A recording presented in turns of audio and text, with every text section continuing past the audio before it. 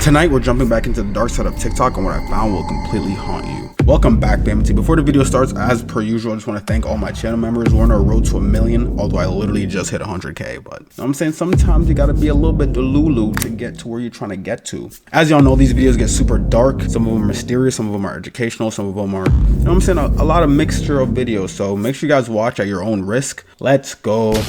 This British dude made a drunk bet one night that he couldn't walk from the tip of South America all the way home to England. But although he really didn't have to do it, he's actually still walking today, 27 years later. You see, back in 1998, Carl Bushby's friends just told him very reasonably that he couldn't walk from the furthest point away from England all the way back home. But since they were all drinking and in their 20s, Carl took it as a challenge. Since he had been a paratrooper in the British Army and lost several friends in combat, he knew that life was too short to miss out on cool experiences. So the very next day, Carl just started researching what it would take to actually complete this walk. And despite only having $500 to his name, he just took off and never looked back. To prove all his friends wrong, he had two main rules: no transportation, and whenever he paused his journey, he always had to go back to exactly where he stopped to continue again. Now at first, he just mainly relied on the kindness of others to give him food and places to sleep.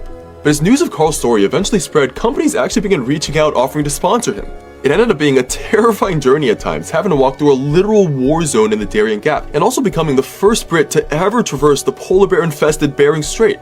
At one point, Carl even got banned from walking through Russia, so he simply just swam through the entire Caspian Sea over 31 days. But despite experiencing the 2008 financial crisis where sponsors all left him, COVID, and even 57 days in a Russian prison for crossing the wrong border, Carl never gave up. After 27 years of walking from age 29 to 56, he's finally close to making it home and is estimated to arrive this September. And in his own words, it's been a remarkable journey. 99.99% of the people I've met have been the best. The world is a much kinder place than it often seems. Why they put these goats in their trees? Ho ho ho!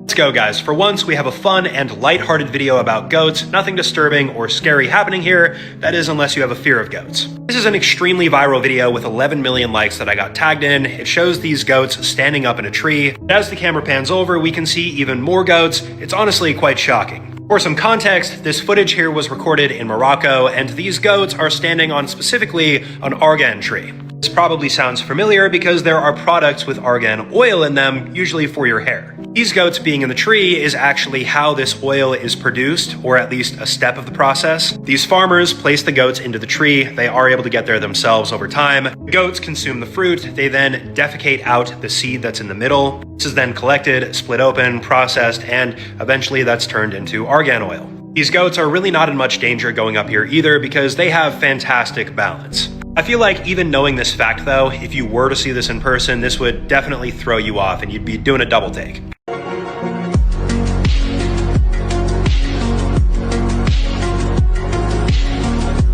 I don't know why, but to me, all that looks super creepy. Like, imagine seeing someone at the bottom of a truck inside where like the gas thing should be.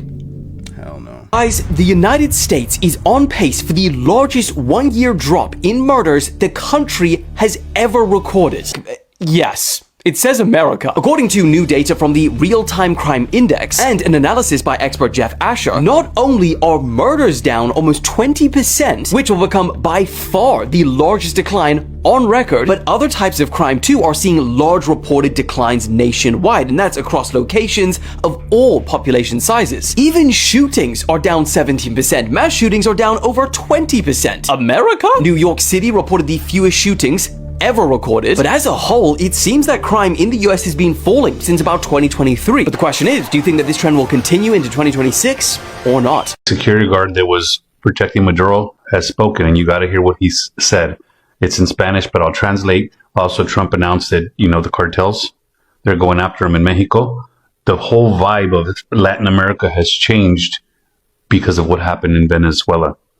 And now that we're getting first-hand accounts from people that were there, the soldier says they didn't hear him coming. He says the Americans had technology superior to anything they've ever seen. Everything that they were using for radar, for anything, was completely taken offline. They had drones, and the drones were taking out bases and taking out things faster. They didn't have no technology. They've never had to fight against drones. He also talks about that there was only 8 helicopters. There was only 20 men that were sent in. And those 20 men killed hundreds of their men. And None of those soldiers were injured. He talks about it felt like they were firing 300 rounds a minute. Nothing they've ever seen, nothing that they can compete with. And then he also talks to the fact that the Americans had some kind of sonic shock boom that was sent out, and everybody immediately started bleeding profusely out of their nose. They couldn't even gather themselves because whatever was sent at them made them fall to their knees and vomit blood out of their mouth and out of their noses. They were incapacitated immediately. He says he never wants to go through that again. Doesn't want to have to fight with the Americans again. He's sending warnings to everybody out there that you think you can fight the Americans. You don't even know what their weaponry is like and what they're capable of. 20 men took out hundreds, and that's starting to spread all through Latin America. And now they're not saying, if you want me, come and get me anymore. They're like, oh shit. Especially after Trump says, hey, Mexico, you're on the list too. I feel like every country at this point is on Trump's list, like every country in the Americas. But yeah, definitely very interesting that 20 men went in there and killed like over 300 men. Like what? But at the same time, the US has the most craziest technologies in the world, so I can definitely see how they could easily come in and just do that. Here's how you land a space shuttle in 60 seconds. Firstly, you're orbiting at 17,500 miles per hour and you circle the globe every 90 minutes. So out here in space, you can't turn, but you also aren't affected by Earth's rotation. So you can just wait for your landing spot to come to you. Then you perform the deorbit burn that uses the rest of your fuel, lasting about 3 minutes. That's enough for you to get into Earth's atmosphere. From here, you're basically a glider. But as we get closer to the atmosphere, you pitch up to an angle of attack of 40 degrees so you don't burn up from the huge amount of air resistance. Once you're in the atmosphere, your wings start to generate lift, and you risk bouncing back into space. So you bank left and right in a series of S-turns to keep your descent rate. Now you get to an altitude of 20,000 feet and you're flying at 1,700 miles per hour. Here's the thing, the shuttle is not very aerodynamic. It's effectively a flying brick. So you're dropping at a rate of 10,000 feet per minute, a slope over 10 times steeper than the rate of a commercial airliner, basically the same rate as a skydiver in free fall. So when you approach the runway, you start your pre-flare maneuver at 2,000 feet, you deploy the landing gear last minute at 300 feet, and touch down at 1.6 times the speed of a commercial airliner on landing. What a journey. Welcome home from space. Here's a fact that many of you didn't know, but Michael Jackson's music is the reason why you can't have a re-release of Sonic & Knuckles with the original soundtrack. This is because there are 5 uncredited soundtracks made by Michael Jackson himself. Here I'll show you Sonic & Knuckles tracks and Michael's side by side to show you why it's so complicated to re-release this game, starting with Knuckles' theme. Carnival Night Zone,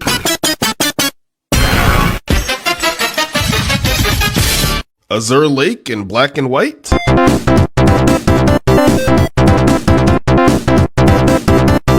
video game for him and he wanted to be nice. Another reason why he's not credited is because he wasn't happy with how the music sounded when it came out of the Sega Genesis. So if you have a copy of Sonic & Knuckles, you might want to keep it. See, I'm tired of being lied to. And I'm beginning to think if you're following me, then you guys are too. Because I want to know whose idea was it to inform us and let us know that a dog's tongue was cleaner than ours. Because look at this. Because I don't believe this person has ever seen what a dog's tongue looks like under a microscope. This is a dog after it's eating some dog food. Okay? This is what you let kiss you after he eats its food. Look at this, y'all. What is this? What? Because why would a dog's tongue have all of this activity on it after it's got done eating some food? What are they putting in the food? What are they doing to the food? We've spoken about this before, y'all. Have you guys seen what a cat's tongue looks like under a microscope? Look at all that slobber and slime, bro. These animals' tongues cannot be cleaner than ours. No way. We are very hygienic. We brush our teeth. Who said this? It couldn't have been one of us. Look at this. What is this? What is this? It looks like a whole bunch of tadpoles swimming around. Yeah, America, I'm tired of being lied to, man. It's time for new everything. All of this shit gotta go. All of this information gotta go. It's time for new everything. New history books, new books on animals, new everything. All this gotta go. Ain't no way in hell you're going to tell me the tongue of something that literally picks up feces, right? And then will eat any and everything's tongue is cleaner than ours, y'all. Nah, not human at all. Not humanly possible at all. This right here is beyond abnormal. Let me know what you guys think about this. What is this, y'all? The shift is here. Let's get it. Peace in. Yeah, I don't know who lied to people, but a dog or a cat's tongue is definitely not cleaner than a human's tongue, mostly since the fact that most humans brush their teeth at least once a day, at least, although it's recommended to do twice a day, but at least once a day. It's pretty crazy. Did you guys know that about 600 years ago, India was actually connected to Sri Lanka via a land bridge? See, like, here's India, here's Sri Lanka. If you zoom in here, you'll see that there's like this narrow sandbanky area separated between both peninsulas of both countries. And the whole thing is just made up of these shallow sandbanks and islets with a maximum depth of only 35 meters. This is known as Rama Setu, or Rama's Bridge, sometimes also known as Adam's Bridge. According to local historical accounts, this land bridge actually was traversable by foot until about 1480 when a huge storm washed away and eroded much of what was left of it. According to Hinduism, the bridge was originally built by the Hindu god Rama, employing an army of Vanara, which are like humanoid monkey beings, and they built the bridge so that he could cross over to Sri Lanka to save his wife. Today, the only way to traverse the gap besides flying is to take a ferry that they just opened up in 2023 after all this time of negotiating. It goes between the Radhaswaram Peninsula all the way to Talamanar, Sri Lanka, and it takes about 3 hours. And like, here's the thing, theoretically, it would be very easy to build a bridge between the two sides. I mean, it's only like 14 miles, 23 kilometers long, and it's like super shallow, so they could totally utilize the terrain. And the thing is, like, India has proposed building a bridge multiple times, but it's actually Sri Lanka that keeps like delaying or denying the project. Why? Well, there's a lot of reasons, but one of the most prominent ones being the concern over national sovereignty, as an influx of Indians might change the social dynamic of the country, especially the Tamil Indians entering from the Tamil Nadu side of India into the Tamil majority, Hindu majority areas of Sri Lanka, which have always had a little bit of tension with the Buddhist majority Sinhala peoples in the southern and central parts of the country. And they also cite apprehensions with like biodiversity and the environment and blah blah blah. But like, let's be honest, this is probably the biggest reason. Regardless, India and Sri Lanka are having talks about other potential avenues of cooperation. The closest thing they have to any kind of like direct connection to this bridge would be the India-Sri Lanka HVDC interconnection link, which transfers energy via underwater sea cable to Sri Lanka. They have an energy agreement. But otherwise, who knows what the future is going to look like. But I'm just saying, look, it looks like it could totally happen. I'm just saying. It would have taken over 100 years for the Hoover Dam to cool without this trick. This dam needed over 3 million cubic yards of concrete. When cement and water mix, they create a chemical reaction called hydration, which gives off heat. For a project of this size, pouring all the concrete at once would have meant it would have taken over 100 years for it to cool properly, and eventually it would have torn itself apart with cracks. So originally they started by just pouring the concrete in smaller interlocking blocks, but that was still too hot. So their solution was to place a network of steel pipes running through the concrete blocks. They placed over 580 miles of steel pipes through the concrete and then ran ice cold water through them to cool it off, and once it was fully cool, they would fill the pipes with grout. The Hoover Dam was completed in 1936, and it was the tallest dam in the world when it opened. Without this dam, cities like Las Vegas and Los Angeles would never have been able to grow the way that they did. Nearly 90 years later, it is still one of the greatest engineering feats in the entire world. And fun fact, if you're lucky, you might get to fly right over it as you're flying into Vegas. Yeah, when I went to Vegas summer 2024, I did fly over the Hoover Dam, and it was pretty cool. I'm not gonna lie. His husband and his wife are fighting for their lives in the comment section after her husband posted this: "My wife and I's invisible string." If you've never heard about the invisible string theory, it's basically that the universe is going to put you within proximity of like your soulmate, possibly multiple times throughout your life before you finally meet and like get married or have children or start dating. And this is what this couple is sharing. They are married with a child now, and he posts that "my wife's first day horseback riding back in 2010. And even though I'm pretty sure that he said they live like 6 states away, that's him riding a horse in the background. The comment section is going ham on this man because they're like, "Tell us you groomed your wife without telling us you groomed your wife." They're like, this is a literal child riding a horse. How dare you come online bragging about marrying a woman that you met and groomed as a child? It's so bad that his wife is having to go in the comments and be like, "Y'all, I swear this man did not groom me." People were not believing it. He had to come in and say, "Okay guys, first off, my wife is 2 years older than me. Second off, I've always been a bigger kid and still am big." If you zoom in, he does have the face of a child. People are like, "The only way you're that size as a child is if you're Samoan." And he's like, "Yeah, I am Samoan." Never seen Samoans as children.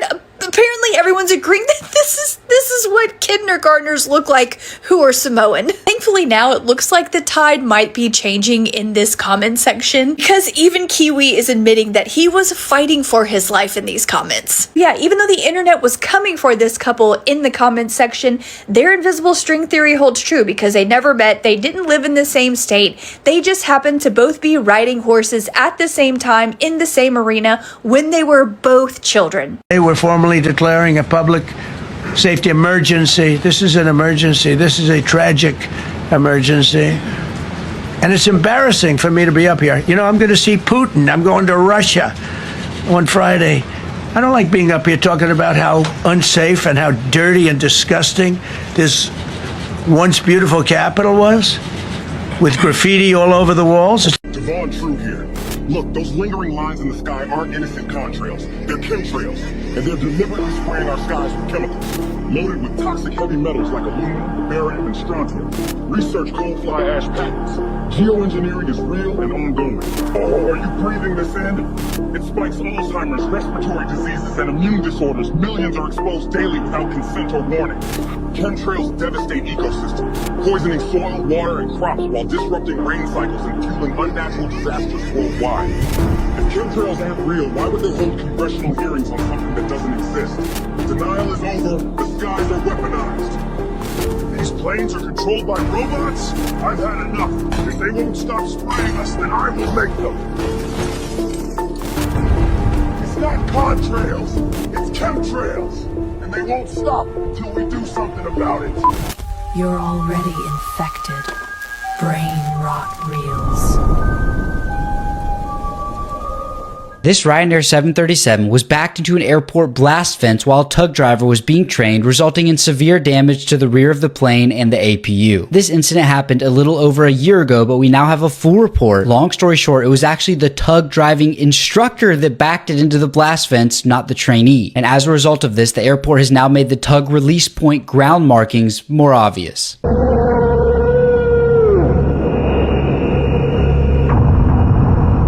No sugarcoating, the story is exactly as the title reads. This 12-year-old unfortunately passed away after a blender was failed to be washed. This is a simple 2-image slideshow, with the first image being a stock photo of a dirty blender, and the second image of a 12-year-old schoolgirl by the name of Mia St. Hilaire. This is a case that took place back in August of 2023 when Mia went to the Pop-In Cafe and ordered herself a milkshake, not thinking anything of it.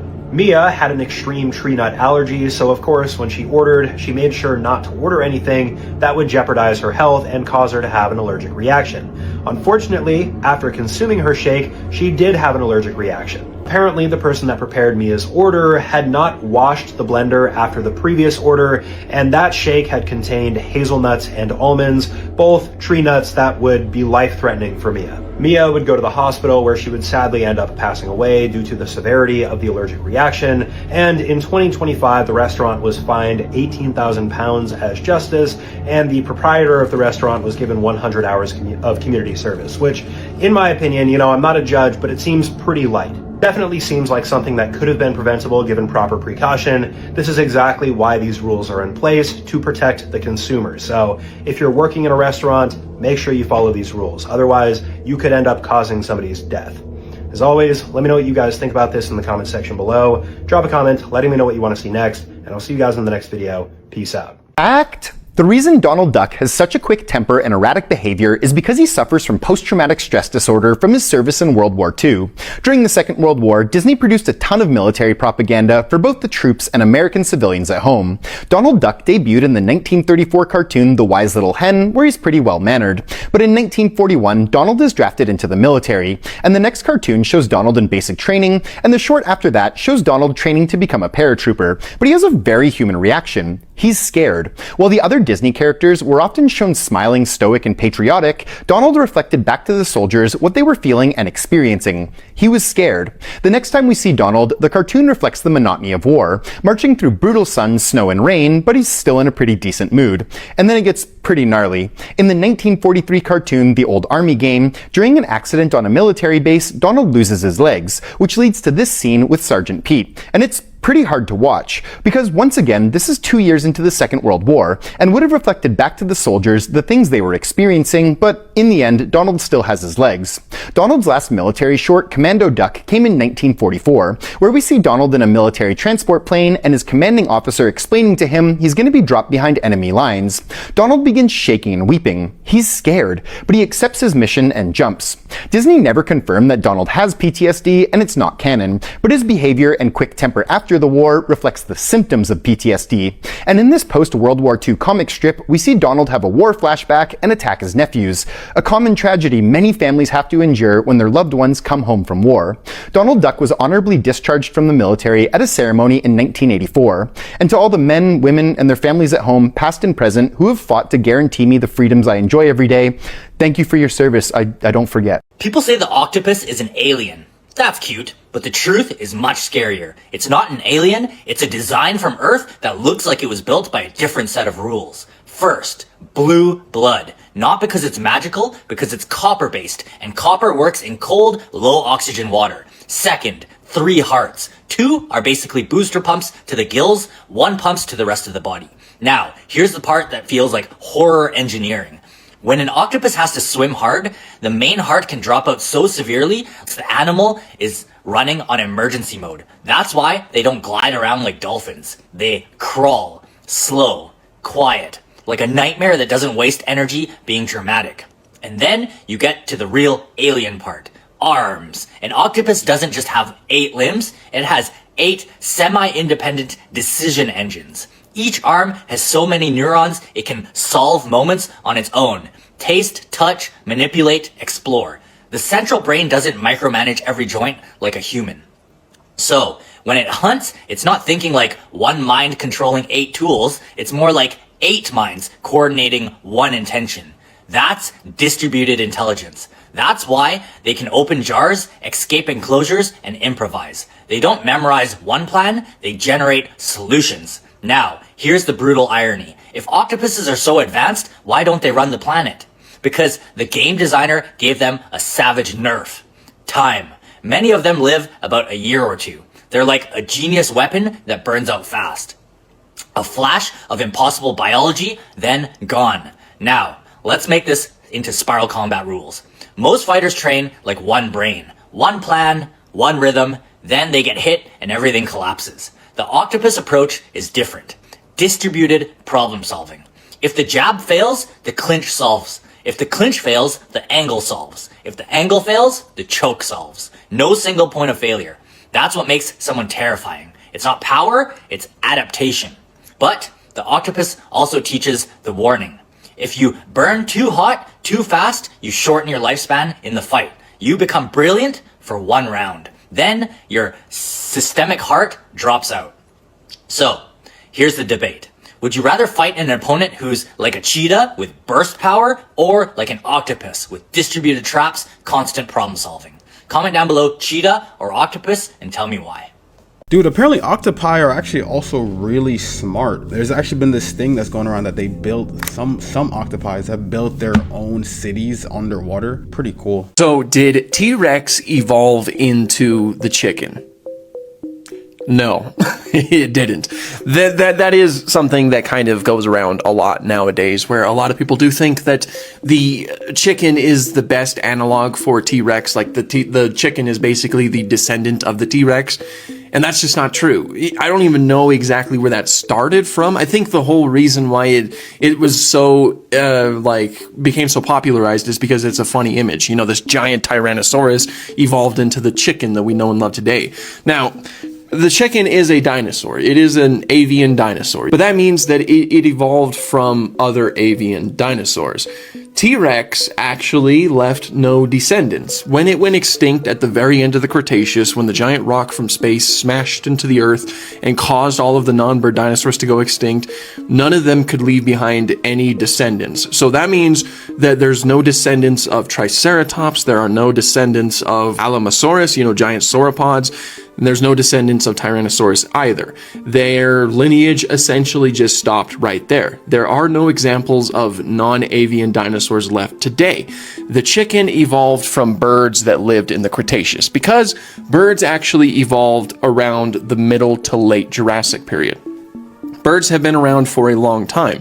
Birds are actually more ancient than Tyrannosaurus rex is. I just think that there's like this huge misconception out there that people think that all of the dinosaurs that we know and love, like the way that they went extinct is that they simply evolved into the birds that we have today. I mean, I've gotten questions in the past, like what kind of, like people ask me what kind of birds evolved from sauropods, for example, and there are no birds that evolved from sauropods. In fact, all of the birds, like birds evolved from theropods, like a more ancient lineage of theropod dinosaur, and they simply just, they existed as birds back then when they branched off, and they still exist as birds today. So while chickens are by definition still dinosaurs, they didn't evolve from like a T-Rex or any of those huge heavy-hitting dinosaurs that everybody knows and loves. Does anybody know what's going on with Trump? People say ever since this Venezuela thing, he has changed completely, like it's another person, like a body double. Because during this press conference, he started spazzing out. He was making all kinds of noise and different antics with his face and his mouth. People were like, what's going on? Is this AI? But no, this is really Donald Trump. And I feel like he's speaking in code about this one over here. But he's talking about how he has to win the midterms. And if he don't win the midterms, the people who are above him, who oversee him, they're going to find a reason to impeach him. Could he be talking about those so-called reptiles that are in office? Because he's not even trying to say a name. You got to win the midterms. Because if we don't win the midterms, it's just going to be, I mean, they'll find a reason to impeach me. I'll get impeached. We don't impeach them, you know why? Because they're meaner than we are. We should have impeached Joe Biden for 100 different things. They are mean and smart. Who do you think he's talking about when he says that we don't impeach them and that they are much meaner than him? Who do you think he's talking about? And I this, want to really when she gets in it,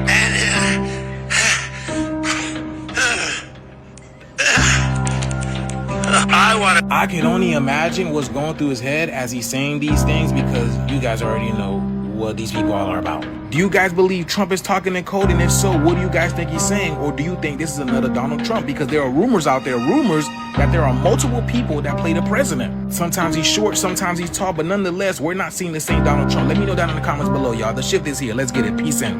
Okay, I got a question for you.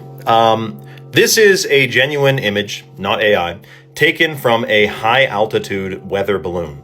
And the lens is not a fisheye lens. Let me just ask you, like, does the sun look local? Like, doesn't it look kind of like it's right over there? And you may be thinking that's crazy.